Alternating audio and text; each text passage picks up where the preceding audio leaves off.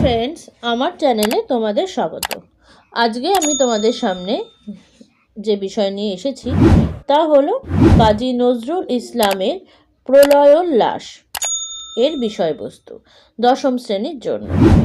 সামনেই মাধ্যমিক, তাই এই কবিতাগুলো একটুখানি আলোচনা করলে হয়তো তোমাদের উপকার হবে। তাই আজকে আমি নিয়ে এসেছি প্রলয়োল্লাসের বিষয়বস্তু এবং তার আলোচনা। প্রলয়োল্লাস লিখেছেন কাজী নজরুল ইসলাম। 1922 খ্রিস্টাব্দে এটি রচিত হয়। পরবর্তীকালে 1922 সালেই অগ্নিবীণা কাব্যগ্রন্থের অন্তর্গত হয়ে এটি পুনর্প্রকাশিত হয়। এতে বিদ্রোহী কবি কাজী নজরুল ইসলাম কি বলেছেন? তিনি বলেছেন, ব্রিটিশ শাসকের ঔপনিবেশিক ক্ষমতার হাত থেকে দেশকে মুক্ত করতে কবিতায় কবি বারবার আহ্বান জানিয়েছেন। এই প্রলয়োল্লাস কবিতায় জয়ধ্বনির মধ্য দিয়ে তিনি স্বাগত জানিয়েছেন। যুগান্তরের প্রতীককে ভীষণ রূপে আহ্বান করেছেন। সে নবকেতনের ধারক হয়ে কালবৈশাখী ঝড়ের মতো আসবে। সিন্ধু পাড়ে সিংহ দুয়ারের বাধা ছিন্ন করে প্রলয়দূত পাগলের মতো ছুটে এসে দেশবাসীকে উদ্বুদ্ধ করবে। বজ্রশিখার মশাল জেলে মহাকালের চণ্ড রূপ ধারণ করে মৃত্যুর মতো গভীর কূপ থেকে সে বেরিয়ে আসবে। তার হাসির প্রকাশ এতই ভয়ঙ্কর যে খড়গহস্তে সে আকাশ বাতাসকে দুলিয়ে মহাকালের আগমন বার্তা নিয়ে চামর দুলিয়ে আসবে। তার দৃষ্টিতে দ্বাদশ রবি শক্তি বিদ্যমান। তার দৃষ্টি ও প্রচণ্ড তেজে সপ্ত সিন্ধু দোদুল্যমান। বিশ্বমাতা তথা ভারত মাতার অবস্থান যার দুই বাহুর পরে সেই সর্বশক্তিমান। তাই তার আগমনে অভয় বাণী হয়ে সে উপস্থিত সকল জরা জীর্ণকে নস্যাৎ করে মহানিশার শেষে এক নব উষার প্রকাশ ঘটাতে সে সদা প্রস্তুত। তার চন্দ্রের মতো আলোয় আলোকিত হবে দেশ। তার রক্ত বিদ্যুৎবাহী চাবুকের আঘাতে ঝড় তুফান তুলে সকল অসুন্দরের অবসান ঘটাবে। মহাসারথী তার বিভীষিকা রূপে আগমন ঘোষণা করেছে। তারই রথের ধ্বনি শোনা যাচ্ছে। সকল জীর্ণতা অশুভ শক্তির ধ্বংস দেখে মহাশক্তি ভীত হতে নিষেধ করেছে, কারণ এই প্রলয় নবসৃজন ঘটাবে, প্রাণহীন অসুন্দরকে ত্যাগ করবে। তাই সুসজ্জিত প্রলয়কে জয়ধ্বনি দিয়ে আহ্বান করাই কাম্য। চির সুন্দরের নির্মাণের জন্য এই ভাঙা গড়ার খেলা খেলতেই হবে। তাই ভীত না হয়ে বধূরা মঙ্গল আরতি করে ভয়ঙ্করের বেশে আগত মহাসুন্দরকে গ্রহণ করতে প্রস্তুত। এই রোমাঞ্চ গাথায় গীত হয়েছে প্রলয়োল্লাস কবিতায়। বন্ধুরা, এবার আমি চলে যাচ্ছি প্রলয়োল্লাস এই কবিতাটির নামকরণ কেন হয়েছে বা এই রকম নামকরণ করার কারণ কি। সাধারণত নামকরণ সাহিত্য সৃষ্টির একটি উল্লেখযোগ্য বিষয়। কবি, সাহিত্যিক, স্রষ্টা যখন কোনো সৃষ্টি করেন তখন কতগুলো বিষয় এরা মাথায় রেখেই এর নামকরণ করেন। সাহিত্যিকদের নামকরণের ক্ষেত্রে কখনো বিষয়বস্তু হয়, কখনো প্রধান চরিত্র হয়, কিন্তু কাব্য কবিতার ক্ষেত্রে কবি কবিতার অন্তর্নিহিত অর্থকেই বেশি প্রাধান্য দেন। তাই সেসব ক্ষেত্রে সাংকেতিক নামকরণ হয়ে থাকে, ব্যঙ্গাত্মক নামকরণ হয়ে থাকে। এই প্রলয়োল্লাস কবিতায় কবি কীরকম এই নামটা কেন করেছেন সেটা আমরা একটুখানি এবার দেখব। কবিতার শুরুতেই আমরা দেখছি জয়ধ্বনি ইঙ্গিত দিয়েছেন তিনি, যার দ্বারা এই জয়ধ্বনির মধ্য দিয়ে তিনি ত্রিকাল শক্তিকে আহ্বান করার কথা বলেছেন, যার প্রচণ্ড তেজে ও শক্তিতে বিশ্ব চরাচর সন্ত্রস্ত। সিন্ধু পাড় থেকে সকল অর্গল মুক্ত হয়ে যুগান্তরের পথিক আসছে। তার চাবুকের আঘাতে সকল অন্ধকার দূর হয়ে যাবে। বন্দিনী দেশমাতা তার আগমনে ব্রিটিশের শৃঙ্খল থেকে মুক্তি লাভ করবে। তার বজ্রকঠিন পদক্ষেপ, প্রলয়ঙ্কারী আচরণ সমস্ত অশুভ জরাজীর্ণতাকে বিলুপ্ত করে সুন্দরে জয়গান করবে। তাই তিনি বলেছেন নববধূকে প্রদীপ প্রজ্বলিত করতে, সেই ভয়ঙ্কর ত্রিকাল শক্তিকে আনন্দ বার্তা রূপে গ্রহণ করতে। আমরা দেখতে পাচ্ছি কবিতার প্রত্যেকটি ছত্রে প্রলয়ের জয়গান করা হয়েছে যুগান্তরকে আনার জন্য। তাই কবিতায় প্রলয়ের জনিত যে উল্লাস দেখা যাচ্ছে, অর্থাৎ ধ্বংসের দ্বারা আনন্দের আহ্বান জানানো হয়েছে। তাই প্রলয় যুক্ত উল্লাস, প্রলয় ধ্বংস হবে, কিন্তু সেই ধ্বংসের মধ্য দিয়ে নতুন যুগের নতুন আনন্দের সূচনা হবে।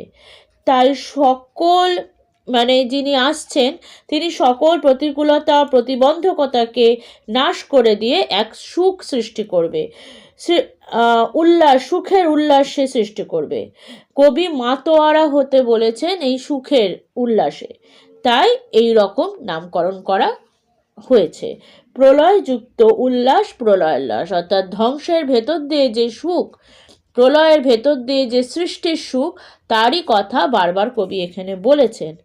তাই এই রকম নামকরণটি এখানে করা হয়েছে। তো বন্ধুরা, আশা করছি তোমরা বুঝতে পেরেছো এই প্রলয়োল্লাস নামকরণটি এখানে কেন করা হচ্ছে। আমি পরের কবিতায় আজকে চলে যাচ্ছি।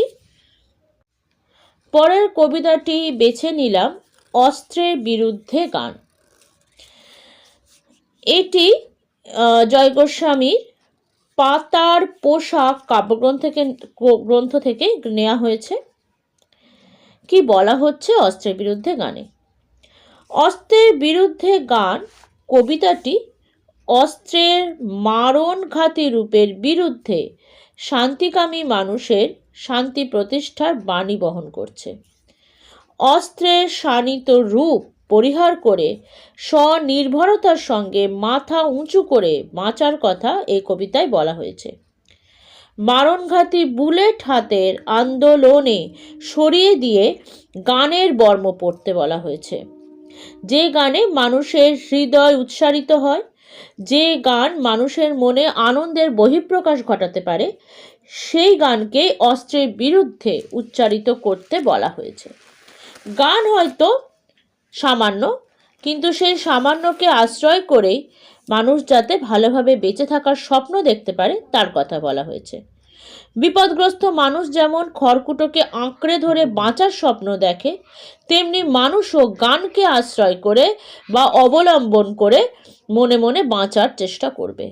গানের গায়ে রক্ত মুছবে, অর্থাৎ কি বলা হচ্ছে, সুর তালের সঙ্গে মানুষ রক্তের দাগ মুছে ফেলতে চাইছে, রক্ত দাগ মুছে ফেলবে সুর তাল দিয়ে। লোভী স্বার্থান্বেষী শক্তি চিল শকুনের মতো তাদের স্বার্থ চরিতার্থ করতে উদ্গ্রীব হয়ে উঠেছে। তীক্ষ্ণ দৃষ্টিশক্তির সাহায্যে আপন ফায়দা লুটতে তারা বদ্ধপরিকর। অথচ কবি অবলম্বন শুধুমাত্র একটি সুকণ্ঠী কোকিল, যে গান বেঁধে সকল যন্ত্রণার উপশম ঘটাবে। শকুন বা চীনের লোভী মানসিকতার বিপরীতে কোকিলের সঙ্গীত মূর্ছনার প্রসঙ্গ এনে যে বৈপরীত্য সৃষ্টি করেছে, তা একটি সত্য সুন্দরের সন্ধান আমরা পেয়ে থাকি এর থেকে। অস্ত্র ত্যাগ করার অর্থ হিংস্রতা, পাশবিকতা, ঘৃণাকে দূরে সরিয়ে রাখা। পরে অস্ত্র ফেলে দিয়ে অস্ত্রের মারণ ও নির্মম রূপকে নিঃশেষ করে দেওয়ার কথাও কবি বলেছেন। মাথায় ময়ূর পালক গোজা ঋষি বালকের প্রসঙ্গ আসলে শ্রীকৃষ্ণের কথা এখানে বলা হয়েছে, যিনি প্রেমের প্রতীক। যুদ্ধের বর্ম খুলে ফেললে দেখা যাবে আমাদের প্রত্যেকের অন্তরেই বা প্রত্যেকের হৃদয়ে এক মানব প্রেম রয়েছে, এক মানব প্রেমের একটা শান্তিকামী সত্তা বিরাজ করছে। আমরা সকলেই যুদ্ধ না, শান্তি চাই। আমাদের মনের ভেতরে একটা শান্তি সত্তা সব সময় থাকে। সেখানে কোনো হিংসা থাকে না, দেশ থাকে না, অন্যকে সংহার করার নৃশংস মানসিকতা থাকে না। অস্ত্র বর্মহীন মানুষ নির্ভেজাল এক খাঁটি মানুষ, যার অন্তর সঙ্গীতের মতোই সুরেলা। গান মানুষের অন্তরকে উদার করে, উদ্বেলিত করে, মুক্ত চিত্তে নির্ভয় হয়ে দেশময় ঘুরতে সাহায্য করে। তাই কবি বলেছে, গানের পায়ে অস্ত্র রেখে অস্ত্র পরিত্যাগ করে শপথ গ্রহণের কথা। অস্ত্র রেখে সঙ্গীতে মূর্ছনাতে আত্মস্থ করার কথাই এখানে বলা হয়েছে। তা অস্ত্র ফেলে দিয়ে গানকেই কবি বর্ম করে নিতে বলেছে। গানের মধ্য দিয়েই সুখ শান্তি খুঁজে পেতে চেষ্টা করেছে, কারণ যুদ্ধ কখনোই সুখ শান্তি দিতে পারে না। এইভাবেই অস্ত্রের বিরুদ্ধে গান। তাই কবি বলেছেন যে অস্ত্র পরিহার করো, অস্ত্র পরিহার করে গানের বর্ম পড়তে বলেছে, কারণ কবির কাছে কোনো অস্ত্র নেই। কবির কাছে রয়েছে একটি সুকণ্ঠী কোকিল, যার গানের দ্বারা কবি সবার মনকে জয় করতে বলেছেন। কারণ মানুষ কখনোই যুদ্ধ চায় না, শান্তি চায়। তাই তিনি গানের পায়ে অস্ত্র রাখতে বলেছেন। তো আশা করি তোমরা বুঝতে পেরেছো অস্ত্রের বিরুদ্ধে গান। যদি আমার বোঝানো তোমাদের ভালো লেগে থাকে বা তোমরা যদি বুঝতে পারো, তাহলে একটি লাইক করবে অবশ্যই, আর কমেন্ট করে জানাবে। কারোর যদি কোনো কিছু বুঝতে অসুবিধা হয় তাহলে আমাকে অবশ্যই জানাবে, আমি বোঝানোর নেক্সট ভিডিওতে সেটি আনার চেষ্টা করব। আর আরেকটি কথা, যারা এখনও আমার চ্যানেল সাবস্ক্রাইব করোনি বা যারা আমার চ্যানেলে নতুন, তারা প্লিজ আমার চ্যানেলটি সাবস্ক্রাইব করো, আর সাবস্ক্রাইবের পাশে থাকা বেল আইকনটি ক্লিক করে অল বাটনটি ক্লিক করো। ওয়েট করো নেক্সট ভিডিওর জন্য। Thank you.